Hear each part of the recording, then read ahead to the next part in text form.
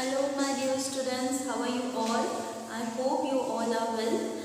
Students, we are studying this chapter metals and non-metals, where in your previous lecture we were discussing about physical properties of metals and non-metals.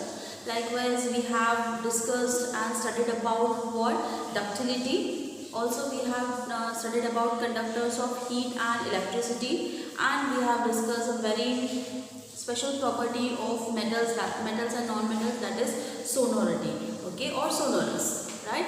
So continuing the same topic, physical properties of metals and non-metals, let's continue from there.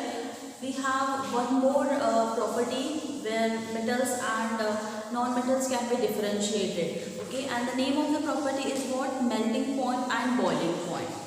Okay, so let's start.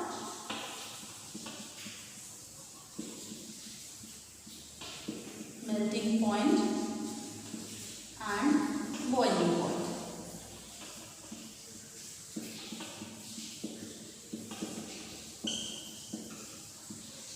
Okay, but let me first tell you what is a melting point. See, this is a state where a substance starts melting. एक ऐसी stage जहाँ पर एक substance क्या होता है, melt होना शुरू होता है, तो उस स्टेज को हम बोलते हैं मेल्टिंग पॉइंट, ठीक है।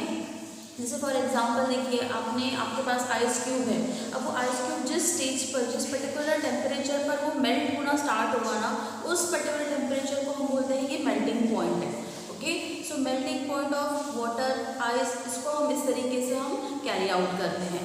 ऑन दी अदर हैंड, अगर हम बॉइलिंग पॉइंट की बात करें, बॉइलिंग पॉइंट का मतलब जहाँ पर बॉयल होता है, यानी एक स्टेज ऐसी जहाँ पर एक सब्सटेंस क्या होता है, बॉयल होना स्टार्ट होता है, उस पर्टिकुलर पॉइंट को हम क्या बोलते हैं, बॉइलिंग पॉइंट बोलते हैं। ओके, तो जैसे वाटर जिस पर्टिकुलर टेम्परेचर पर बॉयल होना स्टार्ट होगा, लाइक उसका टेम्परेचर कितना है, 100 डिग्री है ना, तो 100 डिग्री क्या है, वाटर का बॉइलिंग पॉइंट है। Okay, so that is the temperature, that is a particular point where this water starts boiling. और मेल्टिंग पॉइंट कितना है वाटर का, वो है 0 डिग्री, ठीक है। तो 0 डिग्री पर वो मेल्ट होना स्टार्ट होता है। तो melting and boiling point of metals and non metals हमको डिस्कस करना है कि कैसा होता है मेल्टिंग पॉइंट मेटल्स का और कैसा होता है नॉन मेटल्स का melting point. So let me tell you that all metals have a very high melting and as well as boiling point. अगर हम मेटल्स की बात करें, okay, so all metals have very high melting point as well as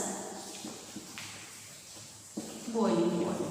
okay, अब देखिए, इसको समझने के लिए आपके पास बहुत आसान तरीका है। आपको अगर मैं कहूँ कि आयरन को जाइए और पिघला कर आ जाइए, तो ये क्या आपके गैस बर्नर पे पिघल जाएगा क्या? नहीं। आपने कहीं अगर छोटी सी आग जला कर रखी और उसको वहाँ आयरन को रख दिया तो वो जलते रहेगा क्या, जल के पिघल जाएगा क्या? बिल्कुल नहीं। आपके यहाँ पे देखिए, हम जब हमारे जो यूटेंसिल्स गैस पर रखते हैं, है ना, तो वो गैस पे रखने के बाद मेल्ट होते हैं क्या? बिल्कुल नहीं होते। So from this we can understand that metals have very high boiling point as well as melting point, ठीक है। यानी ये बहुत जल्दी ना मेल्ट होते हैं ना बहुत जल्दी बॉयल होते हैं, ठीक है। तो इनका बहुत ज़्यादा high melting and boiling point है। On the other hand, if we talk about non metals, they have very low melting point and boiling point. Okay, अब नॉन मेटल्स में आपके कौन से आ गए? प्लास्टिक। आप थोड़ा भी पास लेके जाइए, देखिए वो इट विल स्टार्ट बर्निंग, है ना, वो मेल्ट होना स्टार्ट हो जाएगा, बराबर है। So non metals they have very low melting point as well as boiling point. लेकिन यहाँ पर एक एक्सेप्शन है, मैंने आपको शुरू से ही पढ़ाया है कि आप डिफरेंशिएट करते वक्त एक्सेप्शंस को ज़रूर ध्यान में रखिए। यहाँ पर कौन सा एक्सेप्शन है? एक्सेप्शन है यहाँ पर डायमंड, ओके, एंड ग्रेफाइट, ठीक है। दोनों ही कार्बन के फॉर्म्स हैं और दोनों का ही मेल्टिंग पॉइंट और बॉइलिंग पॉइंट बहुत ज़्यादा है, ठीक है, क्योंकि है तो ये नॉन मेटल लेकिन इनका मेल्टिंग पॉइंट और बॉइलिंग पॉइंट हाई है। ओके, सो ये एक और प्रॉपर्टी है मेटल्स की, जहाँ पर हम बात करते हैं कि वो कितने और किस तरीके से मेल्ट होते हैं या बॉइल होते हैं, या बॉइलिंग पॉइंट उनका क्या है और कितना मेल्टिंग पॉइंट है, ठीक है। So metals have very high melting point and boiling point. On the other hand, non-metals have very low melting point and boiling point, but there is an exception. The exception is what? Diamond and graphite. Okay, so this was one more property. Let's see about density. When we talk about density means what? कि कितने उसके particles denser है ना, कितने denser है या कितने heavier side पर है, उसके हिसाब से हम density करते हैं. तो density की definition क्या कहती है? It is defined as what? Mass per unit volume. Okay, m/v. Okay, so density is defined as what? It is defined as mass per unit volume. So the atoms present in the particular metals, okay, they are very closely packed. Okay, so जब बहुत ज़्यादा closely packed होते हैं particles, तो क्या बन जाते हैं metals? वो बन जाते हैं और ज़्यादा denser, है ना. So metals अगर denser हुए तो means they have density is very high. Okay, density is very high, right? क्यों? क्योंकि particles are very closely packed with each other. The atoms present in particular metals are very closely packed with each other, making it what? More denser. So when the density is high, metals have high density. Okay. On the other hand, non-metals, they have low density. उनके particles उतने ज़्यादा heavily dense नहीं होते. Okay, तो इसलिए उनकी density कैसी होती है? लो होती है. ठीक है, तो अब तक हम बहुत सारे टॉपिक्स को कवर कर चुके हैं, है ना. चाहे beginning from the physical state हो, ओके, मेलिएबिलिटी हो, लस्टर हो, है ना, डक्टिलिटी हो, right, sonorous, conductors of heat and electricity, melting point, density. One more particular topic is remaining, that is on the basis of hardness also.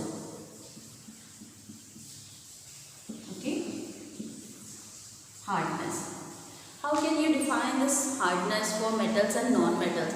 See, we all know that all metals and particularly all metals are very hard, है ना. हमने देखा है, अगर मैं आपको बोलूँ कि जाइए आयरन का एक रॉड लीजिए, उसको चाकू से काट दीजिए, will that be that easy or will it be possible?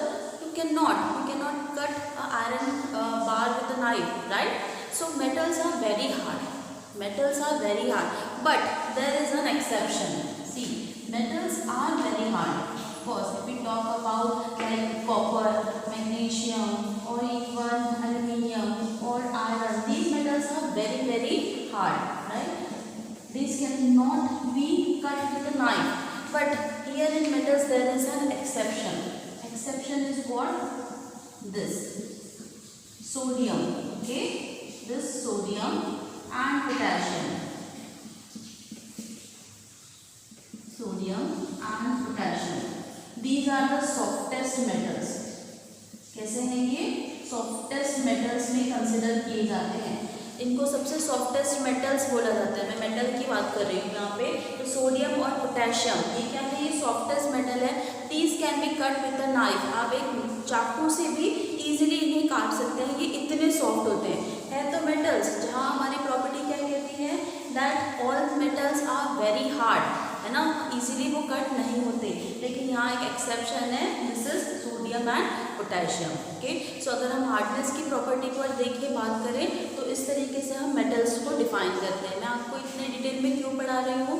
क्योंकि इन 10th standard you have the same chapter but in very detail. while writing this question, differentiating points, आपको बहुत सारे points को elaborate करके लिखना होता है. You cannot write just 5 point of differentiation and you will get marks. No, you are in 8th standard. You need to elaborate. You need to write in brief your answer. Every detail you need to write and everything is needed to mention over there. You cannot skip anything. ये बहुत ज़रूरी है. जब आप कोई भी property आप define कर रहे हैं तो उसमें एक्सेप्शन है या नहीं है वो आपको मेंशन करने पड़ते हैं. Okay, so all metals are very hard, exception what? Sodium and potassium. If we talk about non metals, non metals क्या है? These are soft metals. Okay, these are soft and brittle. ठीक है, so these are very soft and brittle. Now brittle means what? Brittle का मतलब ऐसा है when you are applying a force they will get broke into smaller pieces. Okay, तो brittle means what? अगर आप थोड़ा सा जोर लगा रहे हैं, थोड़ी ताकत लगा रहे हैं, तो ये जो भी आप नॉन मेटल होगा वो क्या होगा? That will broke into smaller pieces, यानी छोटे छोटे टुकड़ों में वो टूट कर गिरने लगेगा. ठीक है, तो उसको हम बोलते हैं brittle. So non metals are very soft and brittle, but here also there is an exception. यहाँ पर भी एक एक्सेप्शन है. यहाँ पर एक्सेप्शन है डायमंड. ओके, यहाँ पर भी एक एक्सेप्शन है डायमंड. अब diamond it is the hardest substance known. Diamond क्या है? This is the hardest substance known. Okay,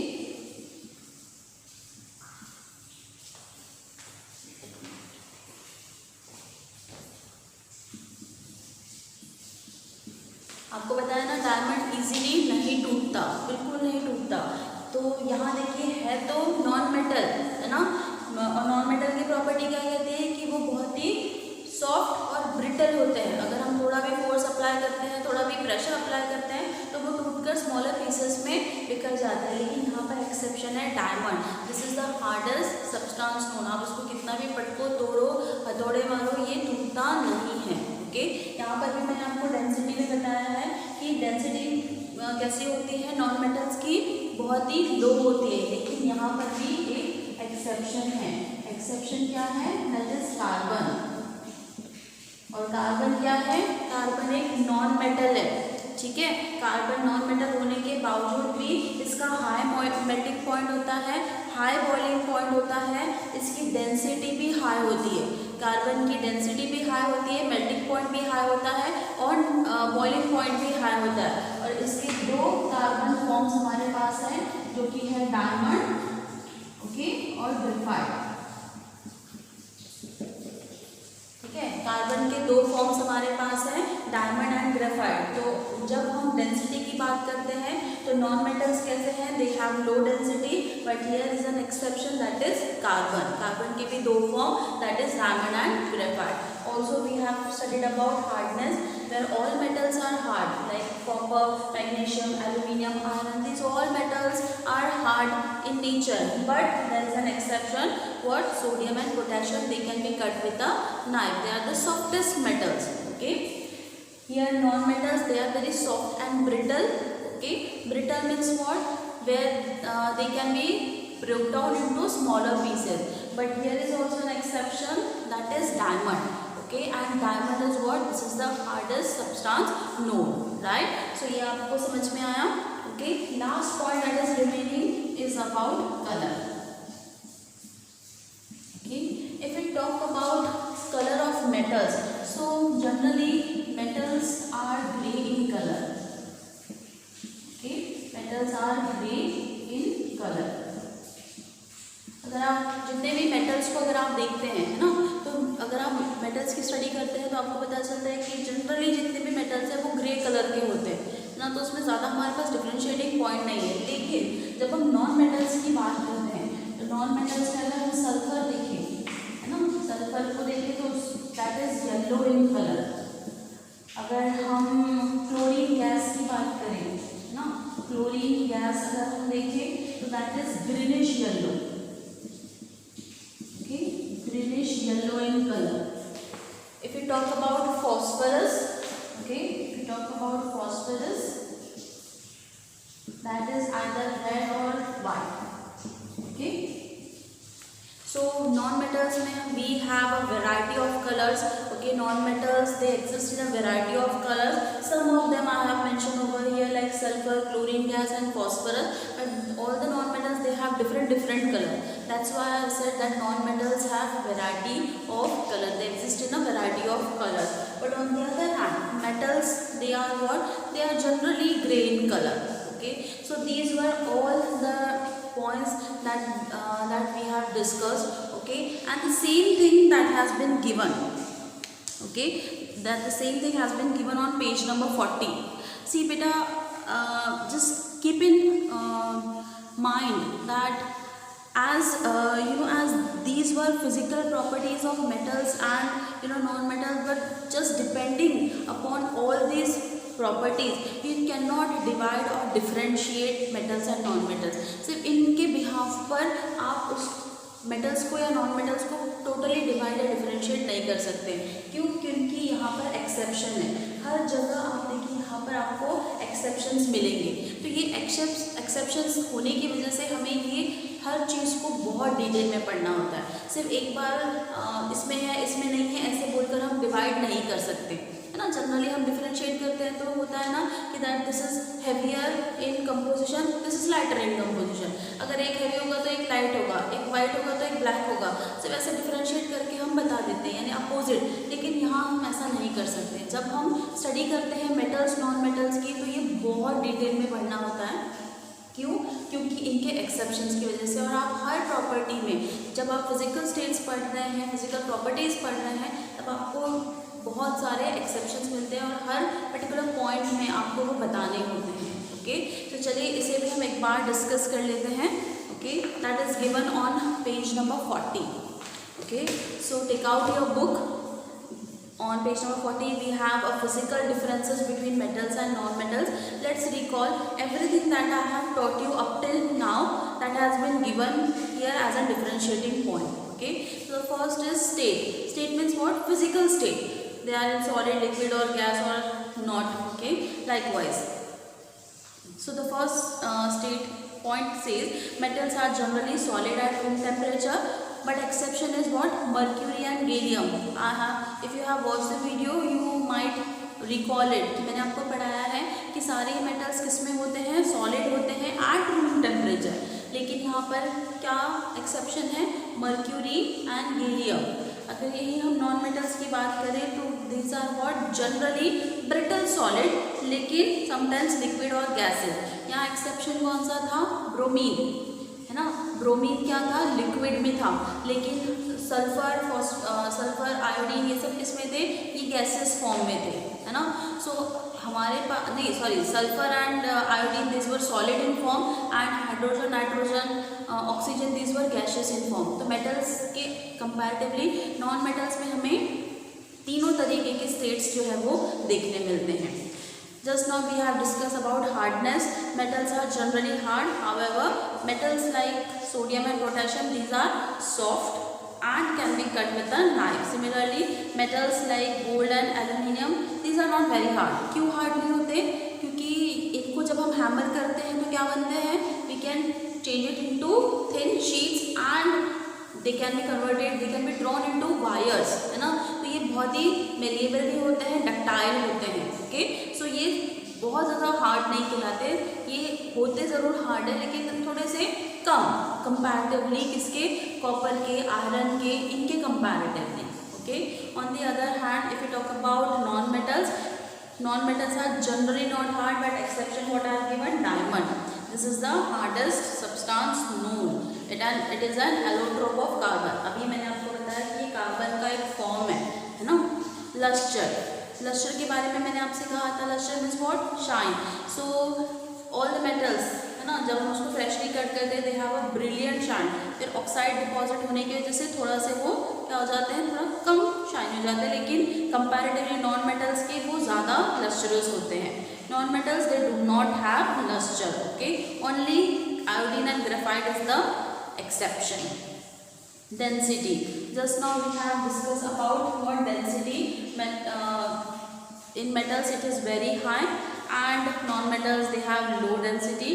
Here also an exception. Sodium and potassium are metals which which have a density less than 1 gram per I would say gram centimetre पर cube. Okay, तो यहाँ पर diamond जो है यहाँ पर देखिए diamond के लिए मैंने आपको दिया है एक्सेप्शन डायमंड है ना। तो ये सभी कुछ मैं आपको पढ़ा चुकी हूँ, आपको डिटेल में समझना होगा और इसे नोट डाउन जरूर करिएगा। Melting point and boiling point, just now we have discussed that yes melting point of metals are very high, on the other hand non metals have low melting point. If we talk about malleability, what did I said? That metals are they can be drawn into thin sheets, they can be converted into thin sheets. That's why metals are malleable. But non-metals, if we start breaking them, if we apply some pressure, they will get broken into small pieces. So that means they are what? Non-malleable. Ductility. What is the property of ductility? That they can be drawn into sheets. So they can be drawn into wires, right? So जब हम wires में किसको convert करते हैं, मैंने आपको example दिया था गोल्ड का कि 1 gram gold can be converted into 2 kilometre long thread. So such ductile metals are, right. So अगर हम देखें तो ये एम्ब्रॉयडरी के लिए यूज़ होते हैं, है ना. और अगर हम कॉपर एल्यूमिनियम की बात करें तो ये इलेक्ट्रिक वायर्स के लिए यूज़ होते हैं. और आप अपने आसपास देखिए यहाँ कितने हमें इलेक्ट्रिक वायर्स मिल जाएंगे, जहाँ पोल टू पोल जितना लॉन्ग डिस्टेंस वो क्या करते हैं, स्ट्रेच करते हैं और हम उसका यूज़ करते हैं. ऑन दी अदर हैंड अगर हम डक्टिलिटी की बात करें नॉन मेटल्स की, तो ये क्या है, ये नॉन मेटल जो है वो नॉन डक्टाइल है. But here carbon fire recently develop of allotrope of carbon is highly ductile. एक एलोट्रॉप जो है वो डिस्कवर हुआ है कार्बन का, जो कि हाईली डक्टाइल है, जिसको हम वायर्स में कन्वर्ट कर सकते हैं. Okay. Next we have tensile strength. So tensile strength is what the property due to which a substance can bear a lot of strength, that you have studied in your first chapter while studying nylon, है ना. तो मैंने आपसे क्या कहा था कि tensile strength क्या बताती है कि वो कितना वेटेज जो है वो बेयर कर सकते हैं. तो नॉन मेटल्स क्या है, they bear so much without even breaking, है ना, बिना टूटे बिना गिरे. देखिए हमारे इतने सारे पिलर्स जो बनते हैं वो आयरन रॉड्स पर ही बेस्ड होते हैं, है ना. तो ये क्या है, ये बहुत ज़्यादा हैवी ड्यूटी होते हैं. ये हम जितना उस पर प्रेशर अप्लाई करें, जितनी स्ट्रेंथ अप्लाई करें, वो उतना क्या कर सकते हैं, सह सकते हैं. On the other hand non metals they do not have any tensile strength. आप प्लास्टिक को ही ले लीजिएगा, उसके ऊपर कोई वजनदार चीज़ रख दी तो क्या होगा, it will crush down, it will get flatten, है ना. So we have studied about it. Next we have conductivity. So conductivity of both heat and electricity is given. So these are metals are good conductors of heat and electricity as well. But here is an exception given where bismuth and tungsten. These two are what? These two are poor conductors. On the other hand, silver is the best conductor of heat and electricity that has been given. Okay. So conductivity, if we talk about non-metals, they are what? Bad conductors of electricity. But as I told you, there is also an exception. So graphite is used as in making electrodes. So that is why it has a very good conductor. It is a very good conductor of electricity. Last one, it says about sonority. Sonority means having a ringing sound. So all metals produce a ringing sound, right? But on the other hand, non-metals, they do not produce a ringing sound. They produce, but it's a very dull sound, है ना, बहुत ही dull sound होता है. That's why we don't consider it as sonorous as metals. Okay, so this was all about physical properties of metals and non-metals. I hope that you have understood it well. Do note it down each and every point, बेटा, because this will really help you in the future. As I said, है ना, मैं हमेशा से ही कहती हूँ कि आप अपने नोट्स प्रिपेयर करिए, क्योंकि आपको आगे भी काम आएंगे. Okay, so we will continue the chapter in next lecture also. Good day students, take care.